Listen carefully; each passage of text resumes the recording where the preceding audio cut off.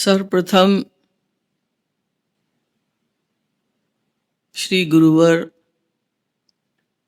जो आनंद का ही स्वरूप है, प्रेम का ही स्वरूप है, जिनकी कृपा आज अनंत रूपों में बरस रही है, हम लोगों के अंदर प्रतिष्ठित होकर शरणागति की मात्रा के अनुसार आज भी जो हमारा योगक्षेम वहन कर रहे हैं, ऐसे सद्गुरु के श्री चरणों में कोटि कोटि प्रणाम करते हुए आज हम उनके द्वारा बताई गई जो साधना की पद्धति है, उसके अनुसार एक कीर्तन को आधार बनाकर ये साधना भक्ति वर्कशॉप का प्रारंभ करते हैं। जो 3 बात श्री महाराज जी ने बताई, आपने सुना, वास्तव में वही पूरा साधना का स्वरूप है। किस प्रकार से हमें श्री श्यामा श्याम का गुणगान करना है, कैसे उनका रूप ध्यान करना है और कैसे दीनता के भावों को अपने हृदय में लाना है, बस इतना ही करना है। लेकिन ये सब करने के लिए बहुत कुछ करना होगा, जिसके लिए श्री महाराज जी ने इतना प्रयास किया, इतना प्रयास किया, इतना प्रयास किया कि आज तक किसी भी महापुरुष ने इतना अधिक परिश्रम नहीं किया। मानो अनंत महापुरुषों की करुणा एक जगह घनीभूत हो गई। उन्होंने प्रवचन तो दिए ही, जो आज भी हमारे पास उन्हीं की अलौकिक वाणी में उपलब्ध हैं। इसके अतिरिक्त उन्होंने ग्रंथ लिखे, गद्यात्मक भी पद्यात्मक भी। जो गद्य में ग्रंथ लिखे, प्रेम रस सिद्धांत, भक्ति शतक इत्यादि, उसमें पूरा उनका कृपालु भक्ति योग तत्व दर्शन इस प्रकार से उन्होंने प्रकट किया कि कोई भी समझ सकता है कि हमारा लक्ष्य क्या है, हमें क्या करना है, संसार का स्वरूप क्या है, भगवान का स्वरूप क्या है और भगवान को जानने के लिए, भगवान के पास तक जाने के लिए हमें क्या करना होगा।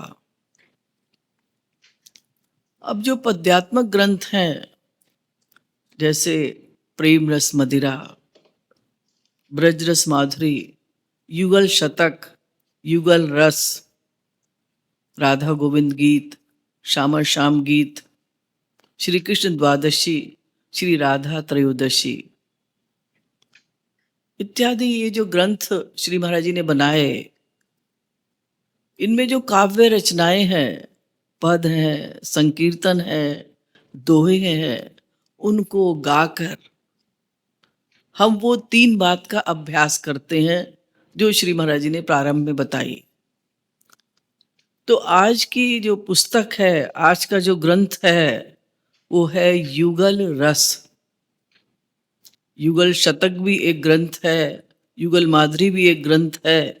आज लेकिन हम युगल रस में से एक संकीर्तन है कि भगवान के ऊपर, श्री कृष्ण के ऊपर किस प्रकार से एक भक्त अपना सर्वस्व न्यौछावर करते हुए उनका गुणगान करता है, उनका यशोगान करता है।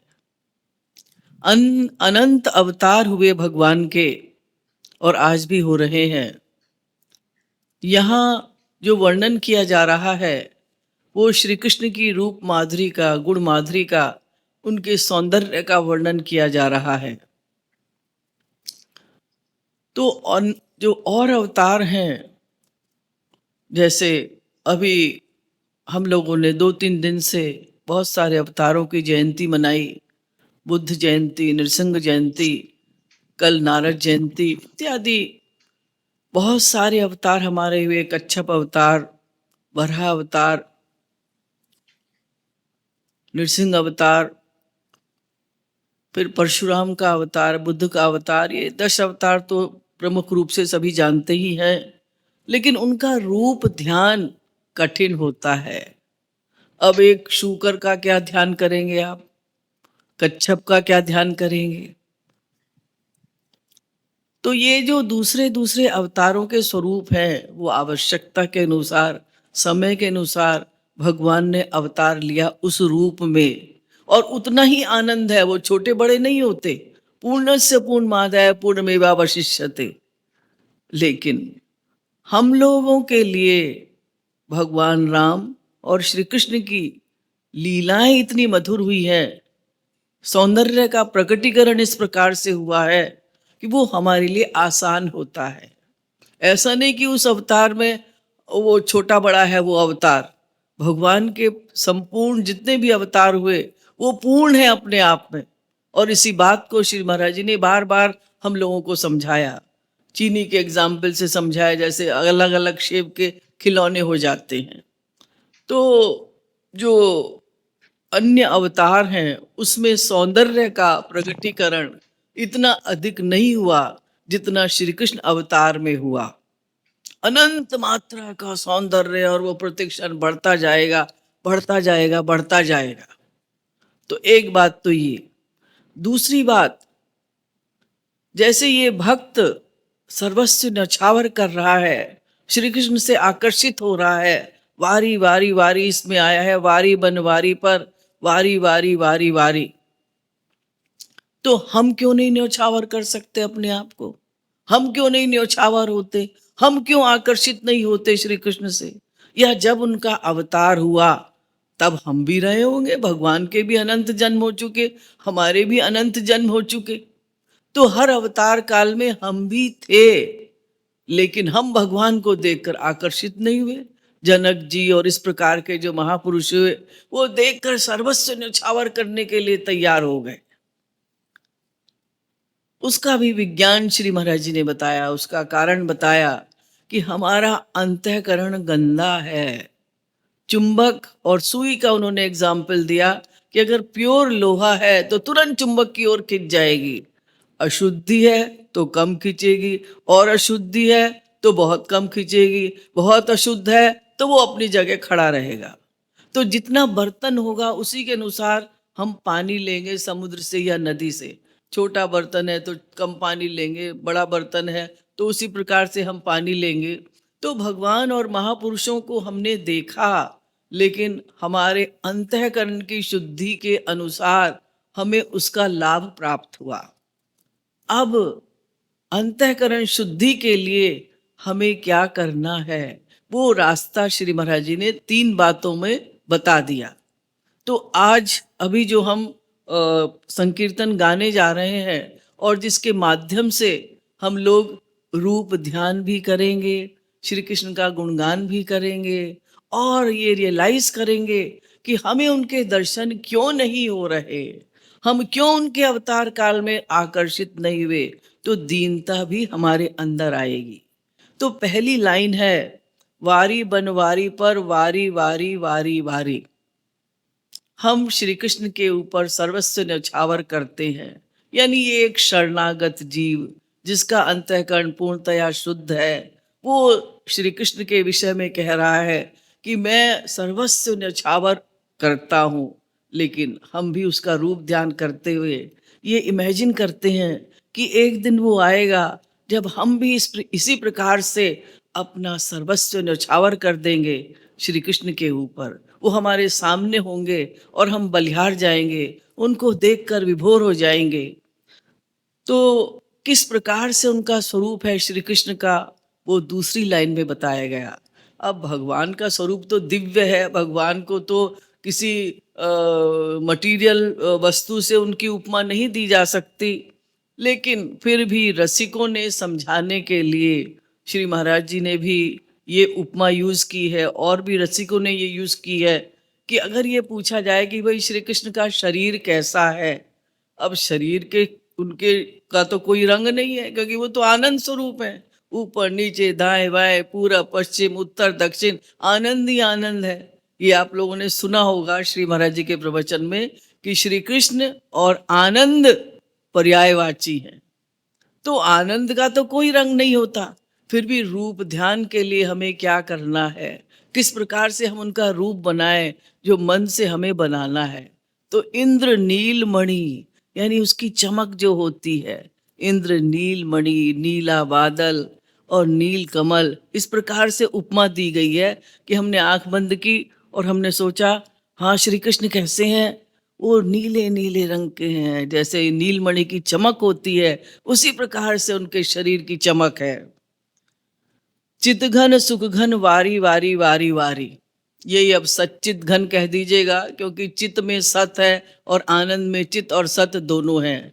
तो भगवान का शरीर जैसा कि मैंने बताया, पहली बात इंद्र नीलमणि के समान उनका नीला नीला नीला रंग है, आपने आंख बंद की। अब उनका जो शरीर है वो सच्चिदानंदमय है। यानी क्या मतलब हुआ, उनका रोम रोम अपने आप में कंप्लीट है। हम आंख से केवल देखते हैं, कान से सुनते हैं। आप कहें नहीं मैं तो आंख से देखूंगा कान से सुनूंगा, लोग कहेंगे स्क्रू ढीला है।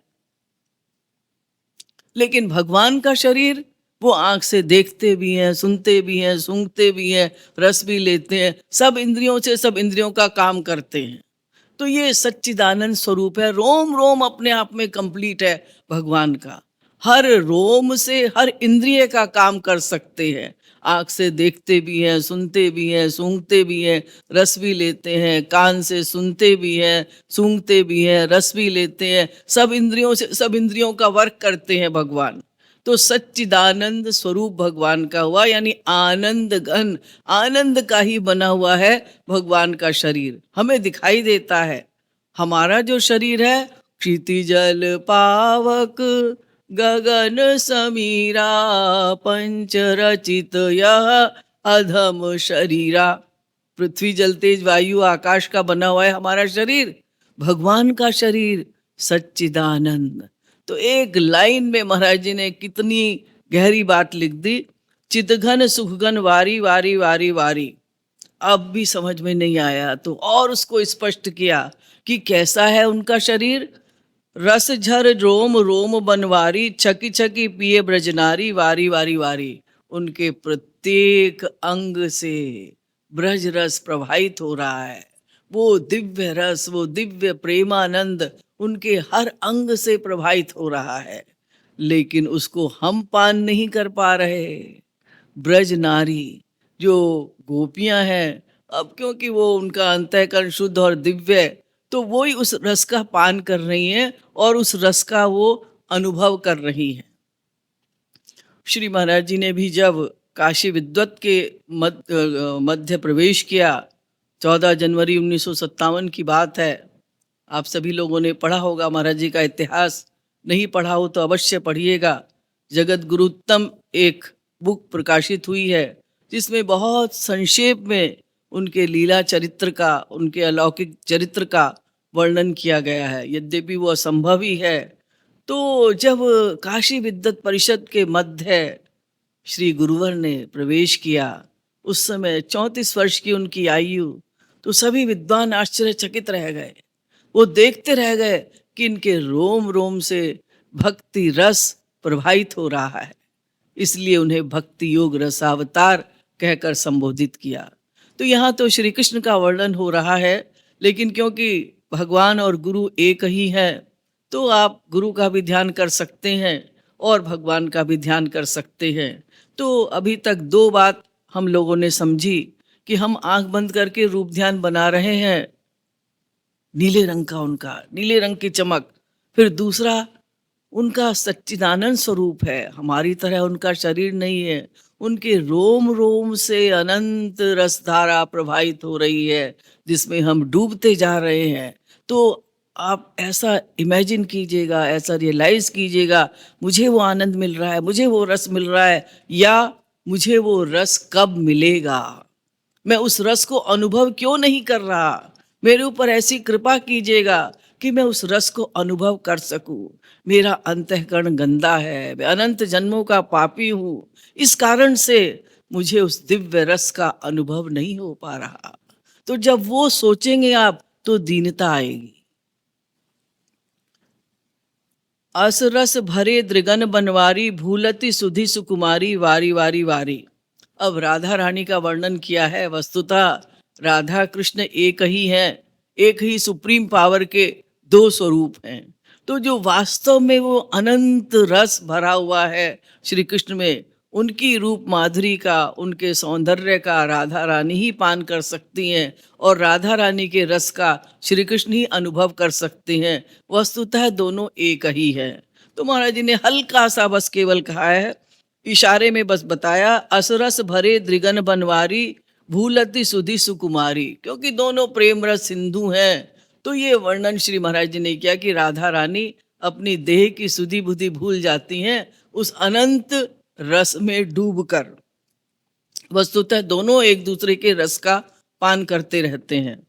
ये बात अभी हमारी बुद्धि में नहीं आएगी, क्योंकि हमारी माइक बुद्धि है, मटीरियल है, तो वो दिव्य क्षेत्र की बातें कैसे समझेंगी। हाँ, बस हमें सुनना है, मनन करना है और सोचना है कि किस प्रकार से राधा रानी उनको देख रही हैं और कैसे वो उस रस का पान कर रही हैं। लखत अनंग अंग बनवारी, चहत संग बनी प्यारी। ये कामदेव का वर्णन किया, यानी ये यशोगान हो रहा है ठाकुर जी का कि वो सौंदर्य इतना अधिक उनमें है कि जो सौंदर्य के देवता माने जाते हैं कामदेव, वो भी चाहते हैं कि मैं एक गोपी का रूप धारण करके उनको प्रियतम बनकर प्यार करूं और उनसे लिपट जाऊं। ललित त्रिभंग रूप बनवारी, लखी हर बनी गए नारी। उनके रूप को देखकर शंकर जी भी दौड़ कर आए और नारी का वेश बनाया उन्होंने महारास का रस पाने के लिए। तो इस प्रकार से जब हम कीर्तन को गा रहे हैं, अच्छा ऐसे हैं हमारे श्री कृष्ण, ऐसे हैं हमारे इष्ट देव, ऐसे हैं हमारे प्रियतम, तो अपना भी मन ललचाएगा। अच्छा सौंदर्य का हम तो गले सड़े हैं, हमारी शक्ल सूरत क्या है, क्या हमारा सौंदर्य है, और वो सौंदर्य के देवता यानी जो मिस यूनिवर्स मिस इंडिया हो, उससे भी करोड़ गुना, क्या अनंत गुना सौंदर्य जिसके अंदर है, वो भी बलिहार जा रहे हैं ठाकुर जी को देखकर, और शंकर जी भी दौड़कर आ रहे हैं। लकी चितवनी मुस्कनी बनवारी, मोहो न अस को नारी। उनकी मुस्कान में भी जादू है, जादू भरी मुस्कान श्याम की।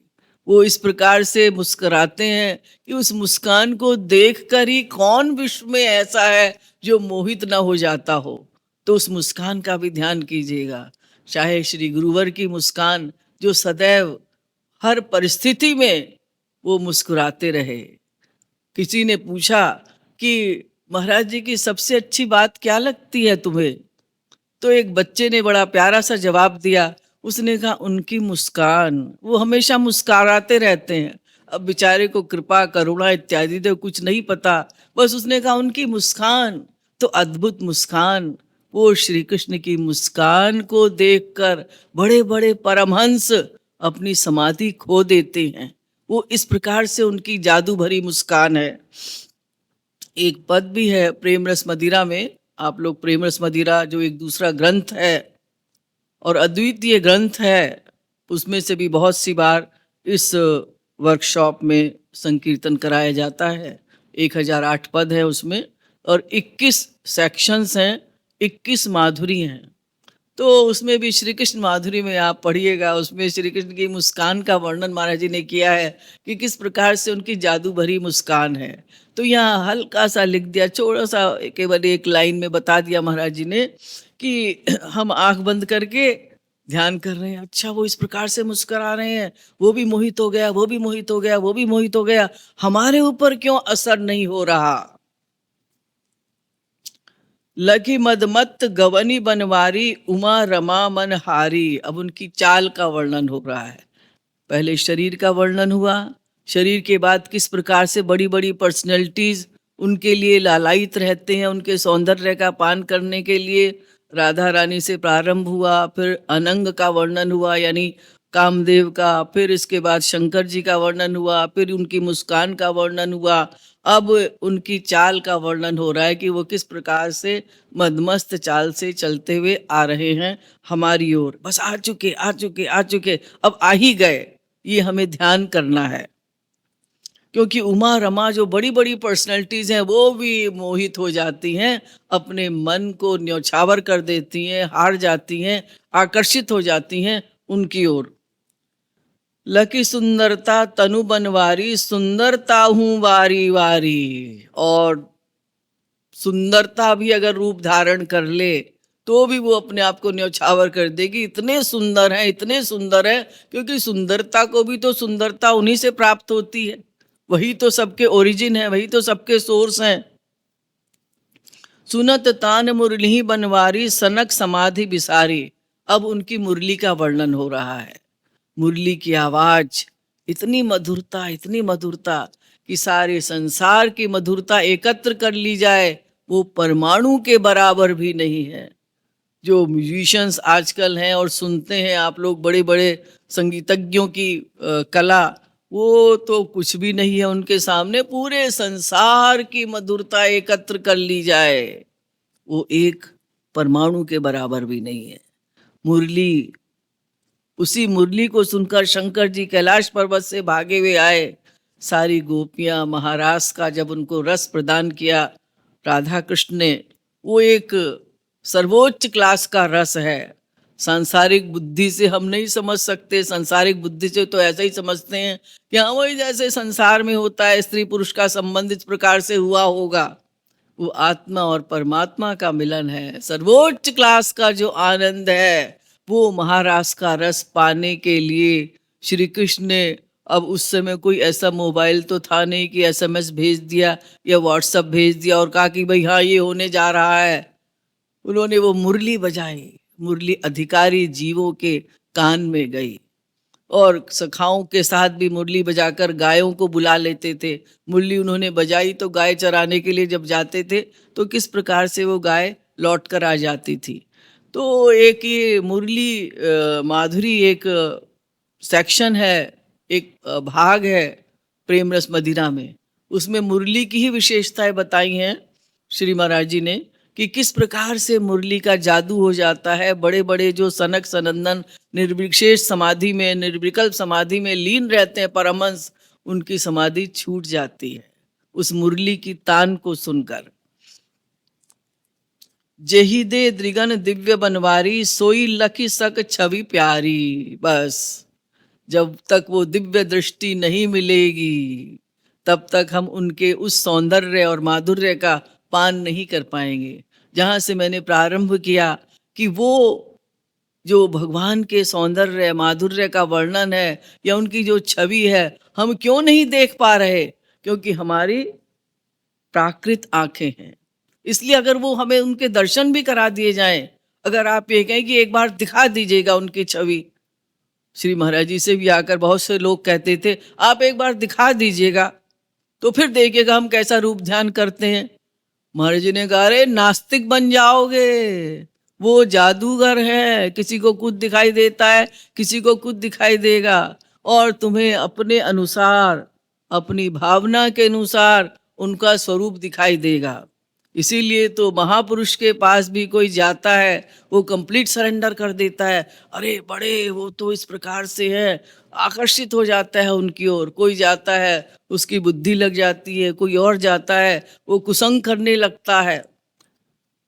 तो हमारी बुद्धि के अनुसार हमें भगवान दिखाई देंगे।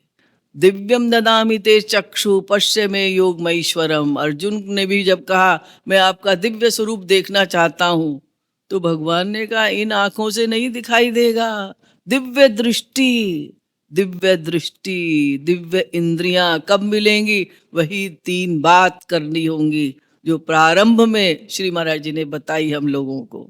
दीनता, रूप ध्यान और श्री राधा कृष्ण का गुणगान करते रहिए, करते रहिए, करते रहिए, निराश नहीं होना। एक ना एक दिन हमारा अंतःकरण शुद्ध हो जाएगा, उनकी कृपा से वो दिव्य दृष्टि हमें प्राप्त हो जाएगी।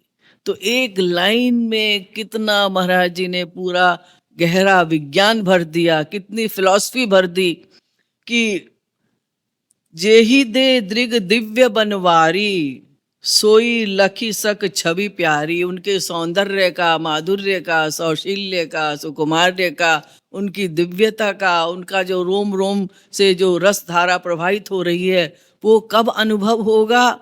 जब हमें दिव्य आंखें मिल जाएंगी और हमारी सब इंद्रियां दिव्य हो जाएंगी। निर्मल जन कृपालु बनवारी, है दर्शन अधिकारी वारी वारी वारी।